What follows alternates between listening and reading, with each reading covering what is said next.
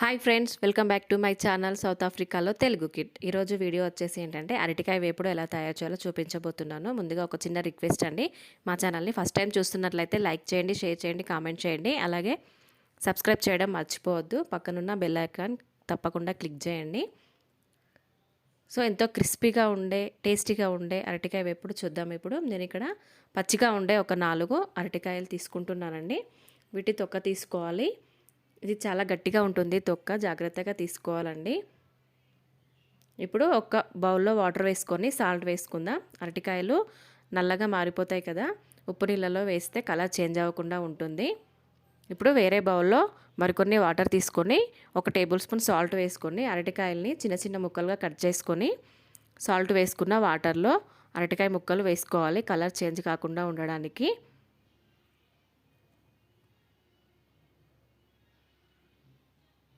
ఇప్పుడు stove on చేసుకొని pan పెట్టుకొని ఒక 5-6 టేబుల్ స్పూన్ ఆయిల్ వేసుకొని అందులో 1 టేబుల్ స్పూన్ ఆవాలు, 1 టేబుల్ స్పూన్ జీలకర్ర, సన్నగా తరిగిన 4 పచ్చిమిర్చి, అలాగే సన్నగా తరిగిన కొన్ని ఆనియన్ ముక్కలు వేసుకొని బాగా ఫ్రై చేసుకోవాలి. ఆనియన్స్ ఫ్రై అయిన తర్వాత ఇప్పుడు ఇందులో కొంచెం కరివేపాకు వేసుకొని బాగా మిక్స్ చేసుకోవాలి. అంతా ఫ్రై అయిన తర్వాత 1 టేబుల్ స్పూన్ అల్లం వెల్లుల్లి పేస్ట్ వేగిన తర్వాత 1/2 టీ స్పూన్ పసుపు వేసుకొని ఒకసారి మిక్స్ చేసుకొని మనం నీళ్ళల్లో వేసుకున్న అరటికాయ ముక్కల్ని ఇందులో వేసుకొని బాగా మిక్స్ చేసుకోవాలి. స్టవ్ మీడియం ఫ్లేమ్లో పెట్టాలి, బాగా కలుపుతూనే ఉండాలి. ఎందుకంటే అరటికాయ ముక్కలు జిగురుగా ఉంటాయి కదా, ఆ జిగురు మొత్తం పోవడానికి బాగా మిక్స్ చేసుకోవాలి.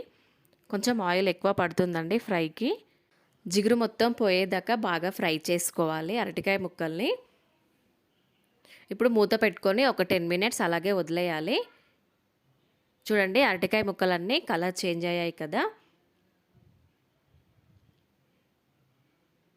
బాగా మిక్స్ చేసుకోవాలండి, లేదంటే జిగురు జిగురుగా ఉంటుంది.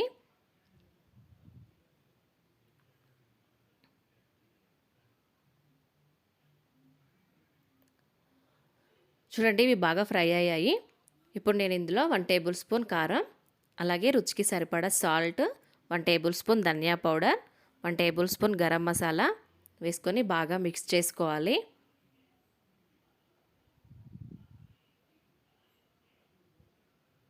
ఒక 10 మినిట్స్ బాగా మిక్స్ చేసుకోవాలండి.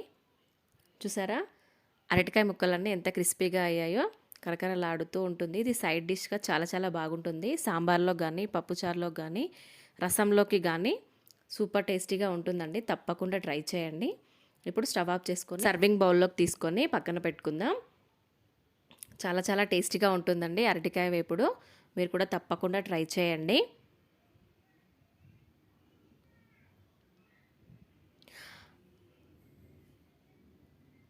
అలాగే మరిన్ని వీడియోల కోసం మా ఛానల్ని సబ్స్క్రైబ్ చేయడం మర్చిపోవద్దండి.